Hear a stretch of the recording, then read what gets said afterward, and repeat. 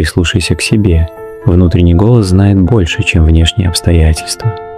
Осознанность в действии начинается с умения слышать свои мысли, эмоции, желания.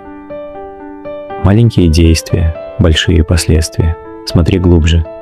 Почему ты реагируешь так, а не иначе? Мир через внимание открывает новые возможности для понимания себя и других. Будь здесь и сейчас. Не убегай в прошлое и не теряйся в будущем. Каждое решение важно, даже если оно кажется незначительным. Сила наблюдения помогает замечать детали и распознавать скрытые мотивы. Живи моментом и принимай решения осознанно. Внутренняя ясность приходит, когда ты видишь реальность такой, какая она есть, без иллюзий и спешки. Осознанность делает жизнь полной, каждый день наполненным смыслом, а твой путь гармоничным и осмысленным.